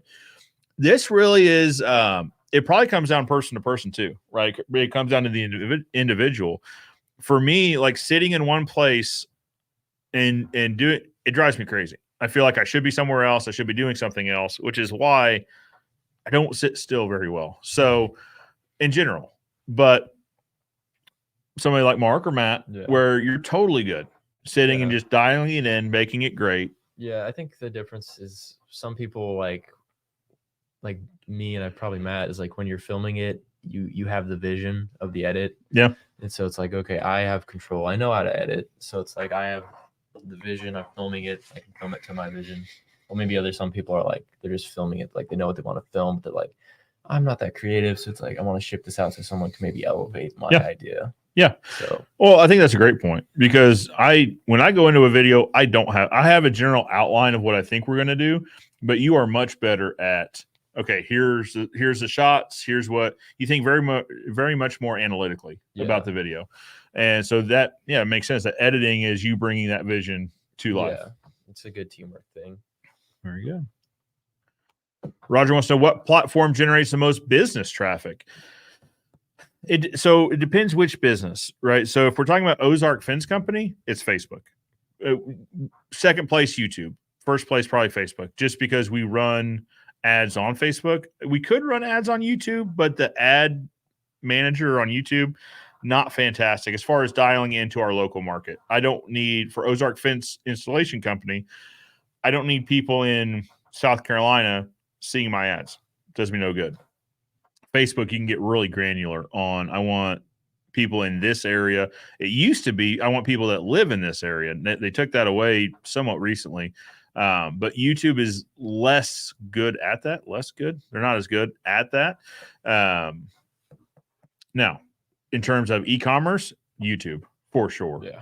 I mean, you can put links to products in the video, but just in terms of like if we look at our Shopify store, referring traffic is YouTube. If it's not organic, it's YouTube. Organic just meaning they Googled us and came in. If it from a video platform or social platform, it's YouTube by far. So it depends, Roger, if we're talking about an installation company, Facebook is generally now. I will say this. I don't know how to say this nicely, but the quality of leads in Facebook is not fantastic. It's not what it used to be, right? So I don't know why. I wish I did. I wish I knew where to go to find higher quality leads. I know, well, you could do Google ads or something like that. It's where we're going. It used to be Facebook was great at finding high quality jobs, bigger jobs that paid well. For whatever reason lately, that has not been our experience. They've been smaller jobs, and I don't know why. I don't know what the correlation is, but they're more difficult to work with, just in terms of like following process or valuing quality or whatever. The Facebook group is not the best for that anymore, or at least right now. So I always cringe. I appreciate it, and that's why I don't say anything about it, which I guess I am now. But when people tag it, so in all of the like I Love Springfield, Nixa, the Nixa Soapbox, the Welcome to Republic, like all these local community pages, I cringe a little bit when we get tagged in those because it's typically somebody wanting the best price, which the cheapest price. They want it done, who can get this done next week? That's not us. Or just, someone that's already tried several contractors. And sometimes it's one of those things where, if you look at our Shopify store, referring traffic is YouTube. If it's not organic, it's YouTube. By far. So it depends, Roger, if we're talking about an installation company, Facebook is generally now. Sometimes it's one of those things where if you've had a lot of problems with a lot of contractors, maybe the common denominator is you, sort of thing. For whatever reason, that seems to be our experience lately in these Facebook groups. So really long answer to that, but yeah. So, and so maybe that means we do need to try YouTube. YouTube is not great at dialing in local audiences, though. Yeah. Like our service area for Ozark Fence Installation Company is 30 to 45 mile radius of Springfield. So if we could dial it into that, fantastic. Love to. Like if people's attention is there, we should go there. Yeah. But I don't think YouTube is great at getting that granular. But we are having that conversation right now. So Sarah and I are having that conversation about radio, traditional radio versus Spotify, Pandora, that sort of thing. So like I'll listen to Spotify, and occasionally I'm starting to get more commercials for just like local heating and air, local roofing, that sort of thing. So that's becoming a deal. I tell you somewhere I'm going to try. And if you're in my market, don't listen to this next part. Just step away and then come back in a couple minutes. Nextdoor Nextdoor has a nice ads program. So I think like an ads manager. So I think we're going to try Nextdoor. Typically more homeowners are on Nextdoor. Now, I mean, if you live in an apartment, you're probably not on Nextdoor, right? It seems like.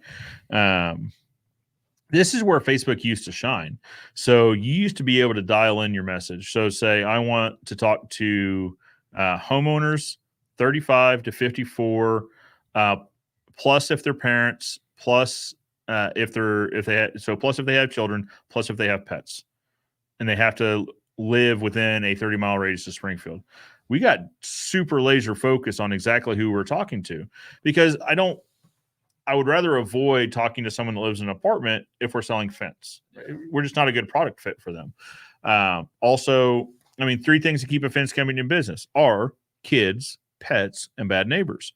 So if I can laser focus on people that have kids and have pets or have pets, then we're all the better for it, right? We're getting really focused on that message. Now that's all gone. Thank you, Cambridge Analytica, which this is a couple years ago, so it might be out of date now. But so what they did was they did this like, which Disney character are you, like quiz. But what people didn't realize, so you have to accept some terms. So typical humans go, accept. I want to know, if I'm Mickey or not or whatever. And they just accepted it. By accepting it, it's like you give Cambridge Analytica any and all access to all of your data and or, identifying content.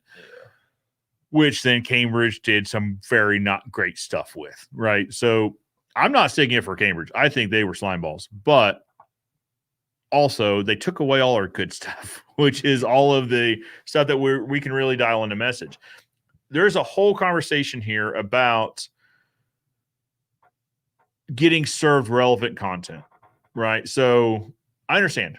So, for example, I had a guy come up, this is a couple years ago at a trade show, and he said, stop sending me videos about your fence. Huh? But catch me up here. What are we talking about? He goes, I don't care if I'm on my phone playing games or if I'm on my computer. You're always showing me videos about your fence post or your cedar materials or whatever. Stop it. Well, okay, you're in our target demographic though, right? So I said, I can't stop sending. I mean, I could just turn off all of our ads, but I can't dial it into one person, right? You just happen to fit in a bucket of an audience that we're sending this content to. Also, if it's not me, it will be someone else, right? Facebook isn't going to stop serving ads. Like Zuckerberg went before Congress during this whole Cambridge Analytica, and one of the congressmen is like, how do you guys make money? Like, well, we sell ads. We serve ad content from our vendors to our consumers, and we get paid for that. That's how Facebook makes money. The congressman couldn't wrap his head around that they didn't charge user fees or they didn't charge. He couldn't figure out how they made money, and they make money by serving ads. So if it is an Ozark fence, it's going to be so-and-so roofing or so-and-so plumbing or Honda of the Ozarks, or whomever. Like, you're not going to stop receiving ads. They'll just be less tailored to whatever it is. Like, so, and you can also, on an ad, let me walk you through this. On an ad, you can say, see less of this, right? So let me just scroll for, oh, that's funny. This is how much your devices listen to you. First post on Facebook is Michael Brooks. Anybody between North Dallas and downtown got a skill saw I can borrow. Need to build these for class. The phone's absolutely listening to me say Michael Brooks and Brooks about 50 times in this live. All right, so here we go. I got an ad that says from Hero Wars Alliance, which this is not something I would play. 3 dots. You could say I could report the ad, but it's not really reportable. It's, it's not showing something vulgar. So show less. Boom, got it. Less of your ads will be like this for a while. Now, I wish it could be forever, but it will be for a while. What is a while? Who knows? I would rather be served relevant content than irrelevant content, right? So I am obviously not in the market for whatever, a Mercedes. I don't want to see Mercedes content, right? So I would rather that content be dialed in for what I would be interested in rather than what I have no interest in. I don't know where we're going on this rabbit hole, but ads. So Facebook, it has been good for us and it continues to generate leads, but we're keeping an eye on the quality of those leads. For the e-commerce, it's YouTube, 100%. Can you get stats on guest appearances? Yeah, can't get Mike Rose to say Tony Thornton. Absolutely. We've had Tony on a couple times. So, yeah, and that's can we get stats on him? I don't. We'd probably have to pull it video by video, right, to see views, view duration, and all that. Yeah. If you go radio commercials, I would recommend local conservative talk shows. It's fair. So we're on radio right now, traditional radio right now, on our local country station, because for us, that's where the listeners are. We've done, so at one point we were on 3 stations. We were on a country, a classic rock, and kind of like a top 50 or whatever. I mean, what would you call 92.9? Like pop or something, I guess. Yeah, top charts or whatever. So of those 3, so we put different messages on different channels and just see who mentions what. Hey, how'd you hear about us? Radio. Great.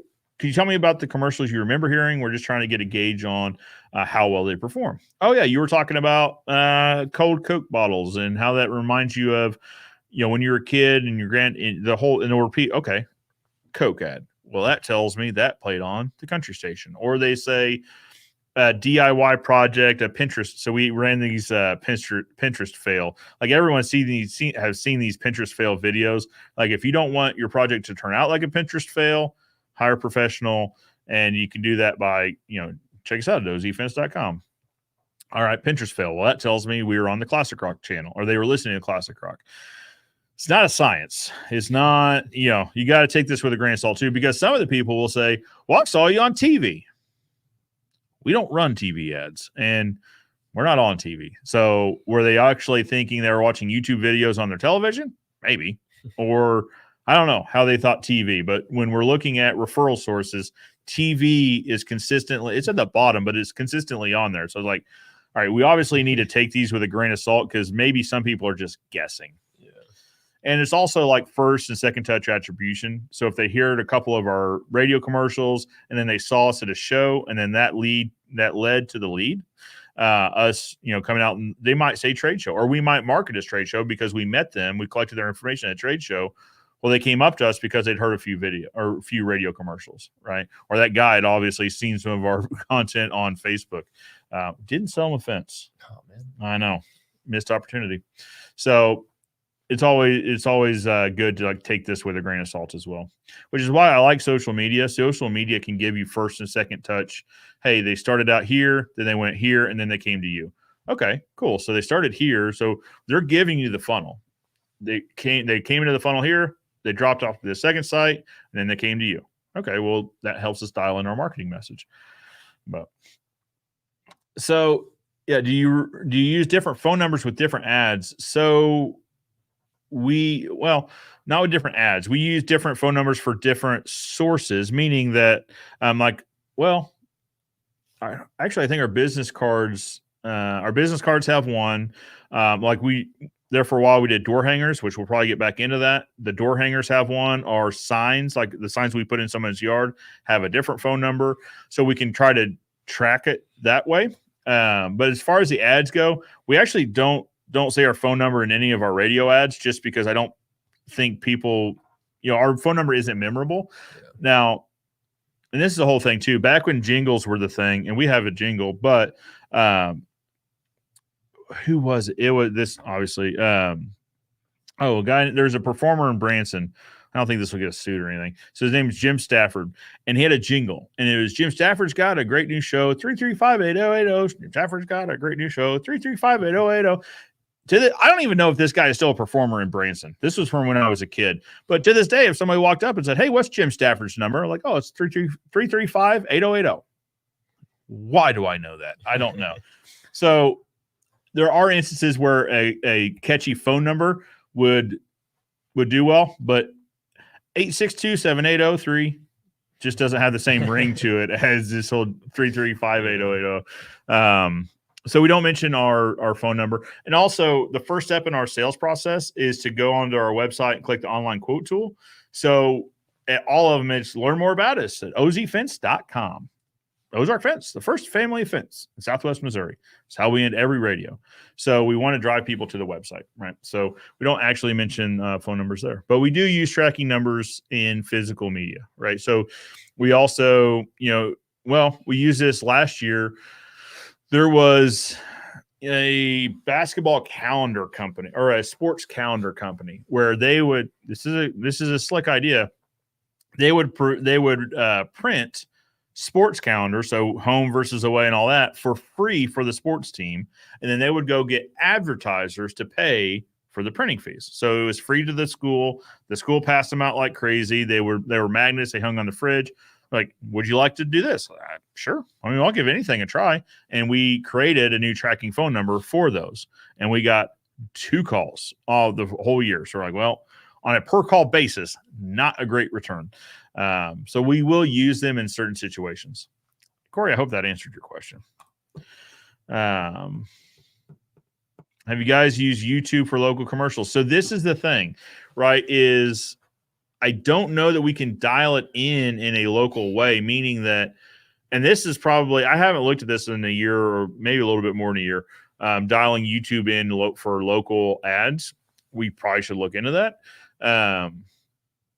But no, so right now we haven't used YouTube for local commercials. We used YouTube for a little bit for our e-commerce store, and it worked fairly well, but it is fairly expensive. So when you're selling a $12 set of tension bands, there's not a lot of margin in there for YouTube video ads, right? So it worked, but not well enough. Now, if we could dial it into where it's only local, and obviously the selling point of a fence is more than the selling point of a pack of tension bands, it very well could work. So the answer is no, but we'll absolutely look into it.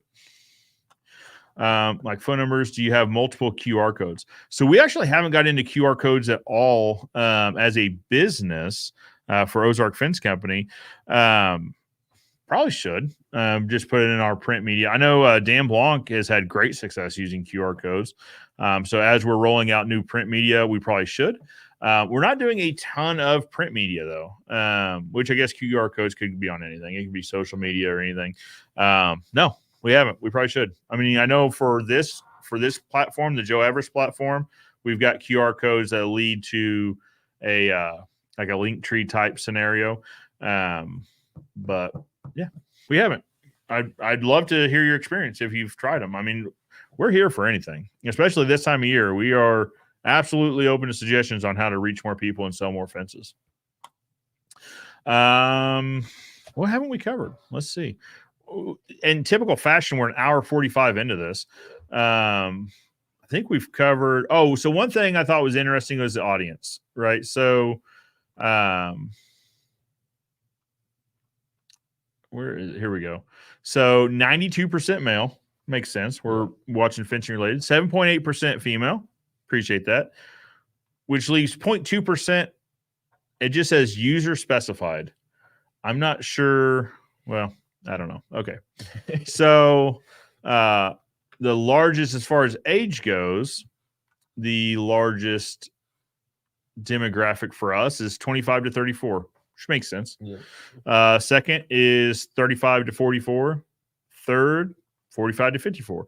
So 25 to 54 is the majority of our channel. Now, 65 plus is 9.6%.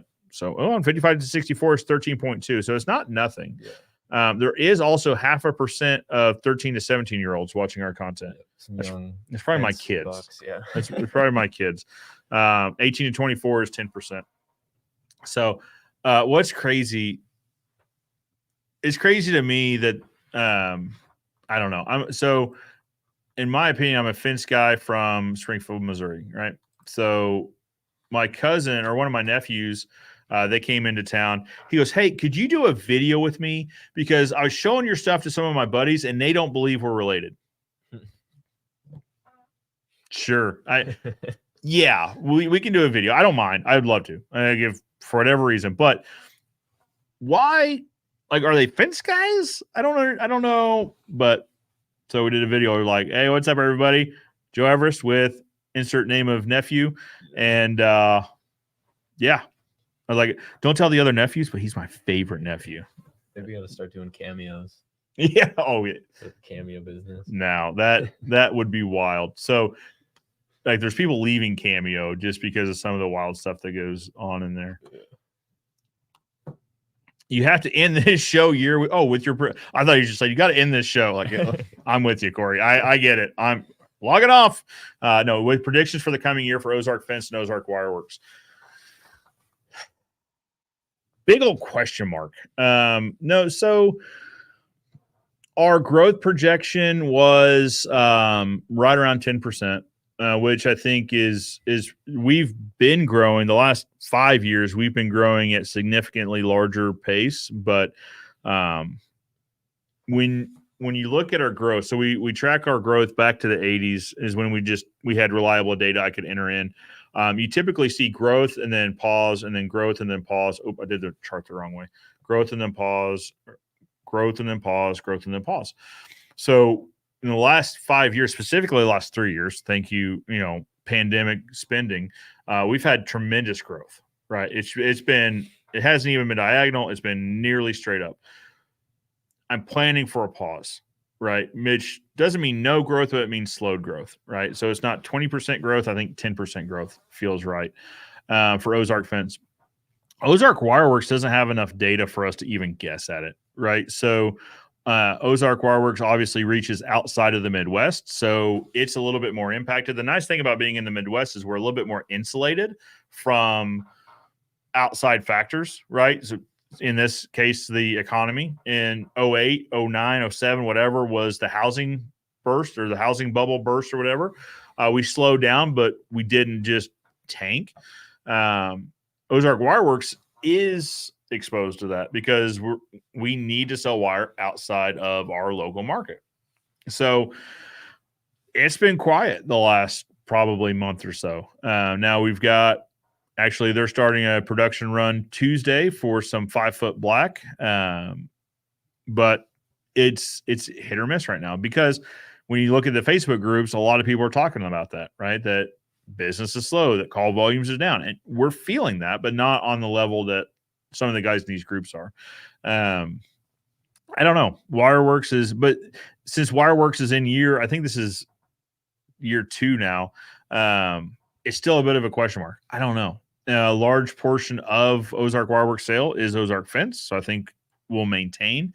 It just depends, especially when there's a question mark about the steel market, right? So I think everyone has been getting these letters, the 4 to 6% increases that most of the nationwide manufacturers have put out by now, which is interesting that when one puts it out, the other two match exactly, which isn't that interesting that they all predict 4 to 6, but there's no conversations here at all, none. They just all happen to independently come up with 4 to 6%. So,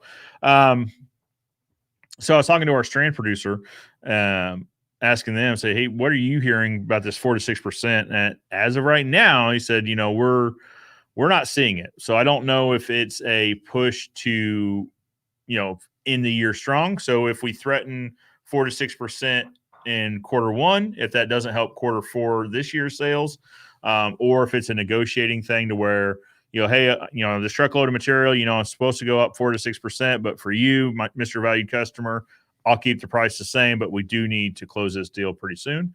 I don't know if it's something like that or not, but there is a question mark, right, about the steel. So,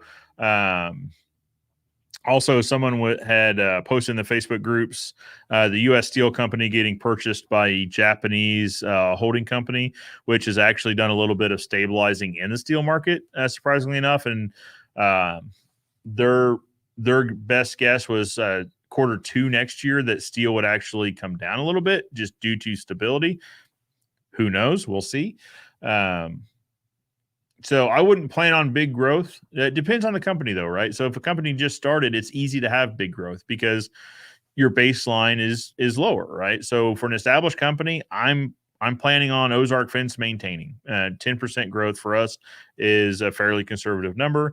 It also lets us take a pause and catch our breath and firm up processes, firm up just how we handle business, where we go find new business instead of focusing all our effort into new growth channels. Now that being said, we do have like a new growth channel we're working on. So, but after that, we're pressing pause. But I don't know. And here's the thing is if you plan on no growth and you budget for no growth or little growth, then if you happen to find big growth, all of your budgeting has been for no growth, right? Which means your expenses have been budgeted to maintain. So if your expenses stay the same, but your revenue jumps, well, that's a nice little deal right there in the middle. So nice little Christmas present at the end of next year. Roger says branding works even if one doesn't like the product. We all know what coffee is good to the last drop and the best part of waking up. That's true. That's true. What's funny is when you mentioned coffee, before you said go to the last drop and the best part of waking up, I thought of a different coffee chain that's more of a retail-oriented coffee chain. But it's just funny where somebody says coffee and you automatically, your mind goes to like the top brands, which are the ones that spend the most on marketing. Yeah. Right. Like that's where your mind goes.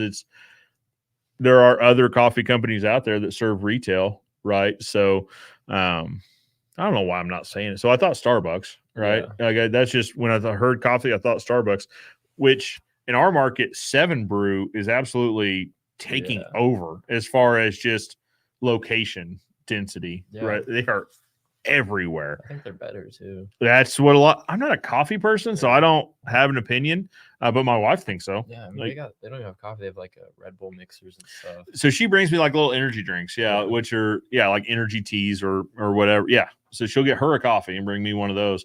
Yeah, she likes 7 Brew much better.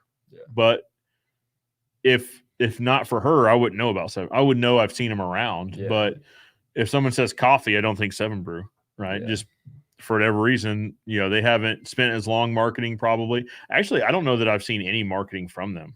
No, like, have you seen commercials or ads or anything? No, just word of mouth usually. Yeah, just see them around, which maybe that's their business model because the stores aren't elaborate either. No, just the ones I've driven by. Yeah, all drive-throughs. Yeah, they got 2 lanes. The one I drive by has 2 lanes. You go through and they they take your order in person. So they've got like big heaters right now that are out. So they huddle under the heaters for a minute, then they take your order, which is kind of interesting. It adds a personal touch, right? I feel like that's that might be a Chick-fil-A thing because here's what's interesting. So everyone is chasing Chick-fil-A, I feel like. So they have order takers that stand outside. Well, I noticed, I don't eat there, but I noticed Taco Bell now, and at least in Republic, has somebody that stays outside with a tablet taking orders. Like, what are we doing here? Like, this is very much monkey see, monkey do, I feel like. So I don't know where we're going with that, but branding absolutely works. It does. Well, and maybe that's a branding conversation, right? Is that when you think chicken sandwich, you think Chick-fil-A or the Lord's Chicken or however you like to say it. What state is it? There's, I don't know, New York, California. has like state legislation in this proposal in legislation that to mandate the Chick-fil-A be open on Sundays. I was like, The business make its decisions, guys. yeah, right. Well, that's the thing. Like, this is going to get into an overreaching government conversation Yeah. very quickly. Like, wait, so then where does that slippery slope in? Are you going to dictate my hours now? Or are you going to tell me? Nah, anyway. So, but they do good branding, right? Yeah. Because what? So if I asked you, what phrase do you associate with Chick-fil-A? I don't know. I associate the cow, Okay. like the moo. So for me, it's my pleasure. If you say anything, their answer is always, well, my pleasure. It's my pleasure. My pleasure. 100%. And so now, but I was at I was at a Wendy's, and she handed my food and said, thank you. She said, my pleasure. I was like, you're not Chick-fil-A. Get out of here. Come on. So, but it's funny that branding works in multiple ways, right? Like, that's probably part of their Who training. thought being kind to the customers would be a good business model, right? Crazy concept. Well, good food. I mean, I wouldn't say it's great food, but it's good food. It's consistently good. Yeah. But yeah, you get treated well there, and the lines are always fast, and the orders are accurate. That's what I always complain about is, like, we'll go out to eat or something, especially like a sit down restaurant, and they get something wrong. Like, if Chick-fil-A can process hundreds of transactions an hour and get it right, and you've got all the time in the world, not all the time in the world, obviously, I would get fed up at a point, but you've got more time than a Chick-fil-A drive-through. You could probably get this right. Yeah. But anyway, a bit off topic. Any coffee is better than $5. Well, that's fairly true. That state would be New York. That sounds right. It does. So anyway, Mark, what else have we forgotten? My wife has called me twice now, so I feel like that's a message to wrap it up. Yeah, I think we covered basically everything. Let's do predictions for the channel. What do you see coming for the channel? I mean, expect not a shift in content, but expect a good balance between tutorial and kind of business content. Yep. Mondays with Matt are doing great. Yeah. I mean, you saw Matt in the chat. Mondays with Matt are doing great. Yeah. And that's his personality. He likes helping. He likes explaining things. So it makes sense. So absolutely. I'm trying to keep a good balance between stuff for kind of the DIY guy and then stuff for maybe fence contractors and business owners. Sure. Because that's kind of both our audience. So we don't want to leave one left out. So expect a good balance of that. Expect a ton of new shorts and some good stuff. And expect more growth in 2024. You got it. I saw there's a few questions over on the IG. Is that right? So what we got there? What in-person fence events are you looking forward to? So coming up most recently is Fence Tech. We've got Fence Tech in a few weeks, right around the corner, followed by Staining University. Also in both those events, Fence Tech is in the heart of Nashville. Staining University is just outside Nashville. And then you've got the FWA Fence Show in September in Vegas. You also have the NAFCA training event coming up in February in, I believe, Sebring, Florida. I believe that's right. A few of the top ones that I'm excited about. What else we got? Welder's Fence asks about swing biasing 1-inch mesh. Swing about what? 1-inch mesh or stepping to not. Oh, okay. So question about biasing one. Maybe that's using 1-inch mesh or stepping biasing 1-inch mesh or stepping it. Okay. So 1-inch mesh isn't going to bias very well. Just it's a tighter mesh. Stepping it's going to be better. It depends on the slope, but I mean, biasing looks better. Stepping is acceptable. 9-gauge. Oh, okay. 9-gauge, 6 foot tall. I've only stepped down, never biased. Or is it possible to bias 1-inch? It is. It depends how much you're dropping, right, or raising, however you want to look at it. I mean, biasing isn't bad. All right. So this is going to be hard to explain. So have we done a video on bias cuts? We got one with Matt coming out. Okay. So stay tuned. But no, so it's cutting the bottom, cutting the top, and getting it to stretch evenly. I don't know what I'm doing with my hands, but getting it to stretch evenly.